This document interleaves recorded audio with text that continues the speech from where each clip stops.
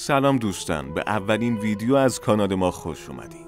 امیدوارم هر کجای این کره خاکی که هستید حالتون خوب باشه. در این ویدیو میخوایم به اهرام مصر بپردازیم.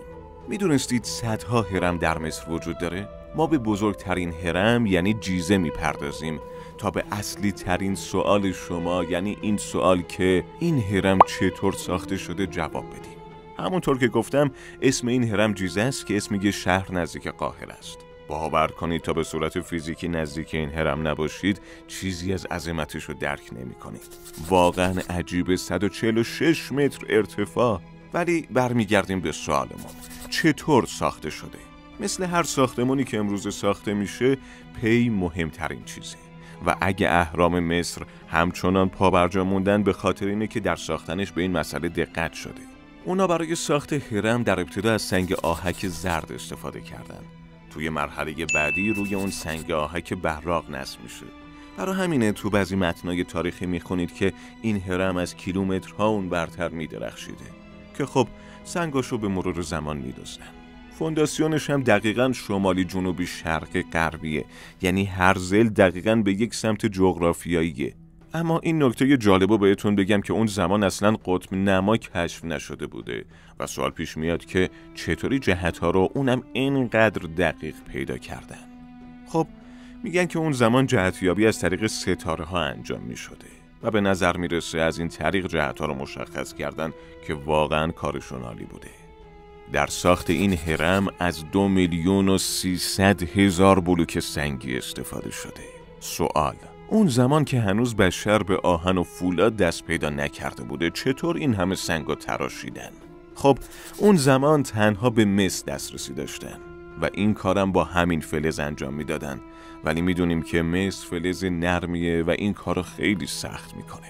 بریم سراغ داخل هرم.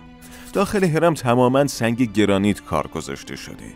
اما مسئله‌ای که پیش میاد اینه که گرانیت یه سنگ خیلی محکمیه و نمیشه اونو با ابزارهای مسی تراشید. حتی تراشیدنش امروز روزم سخته. دانشمندان میگن اونا این کارو با یه سنگ دیگه به اسم دونارمیت که یه سنگ آتش فشانی انجام میدادن.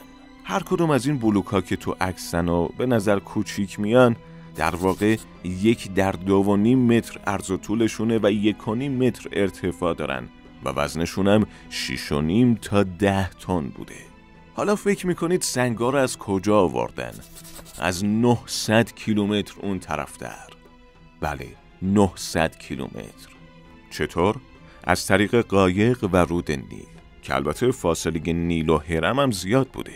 اگه نقاشی‌های مربوط به اون زمانو ببینید متوجه میشید که اونا چوبای صاف بزرگی رو تراشیده بودن، سنگا رو روی اونا قرار میدادن و مثل اسکی با تعداد نفرات بالا سنگ‌ها رو تا هرم میکشیدن. برای اینکه سنگ و چوبم توی شن فرو نره چند نفر مسئول این بودن که جلوی حرکت اونا آب بریزن و شنا رو خیس کنن. بعضیا میگن از خر و گاوم برای کشیدن سنگا کمک میگرفتن. خب تا اینجا درست. سنگو از کیلومترها دورتر آوردن، روی شنا کشیدن، فونداسیونم چیدن، رج اول و دومش هم گذاشتن. حالا چطوری این سنگ با این عظمت و با این ابعاد بردن تو اون ارتفاع؟ خب جوابی نداریم، چون نه نقاشی و نوشته‌ای به جا مونده که توضیح داده باشه، نه هیچ ایده‌ای با عقل جور در میاد. آثاری از رمپ و چیزی مثل جرس ثقیلم دیده نمیشه. همه فکر میکنن این کار توسط برده ها انجام شده، ولی این ایده هم رد میشه، چون سنگا با دقت زیادی تراشیده شدن و خیلی دقیق کنار هم گذاشته شدن، طوری که هنوزم شما نمیتونید یک کارت بانکی رو مابین سنگا فرو کنید. پس میفهمیم که کار برده ها هم نبوده. در گذشته اطراف این هرما شهر وجود داشته. بعضیا میگن که مردم شهر از ساخته شدن این هرم نزدیک شهرشون که برای پادشاه بوده خیلی خوشحال بودن. برای همینم همه کمک میکردن و هرم ساخته شده. اما چرا هرم رو ساختن؟ مصریای باستان همه چیزو برای آخرت میخواستن. فلسفه مومیاییاشون هم به همین خاطره. دلیل ساخت اهرام هم برای این بوده که میخواستن مقبرهشون باقی بمونه و خراب نشه. خیلی جالبه که هر ساختمونی که به شکل هرم ساخته بشه محکمترین ساختار رو داره و اگه فونداسیونش هم خوب باشه توسط زلزله و طوفان و سیل هم آسیب نمیبینه. دانشمندان هنوزم در حال بررسی این هرم‌ها هستن، اما چون هنوز خیلی چیزا مبهمه، داستانای زیادی حول این بناها وجود داره. مثل این داستان که بعضیا میگن آدم فضایی ها این بناها رو ساختن.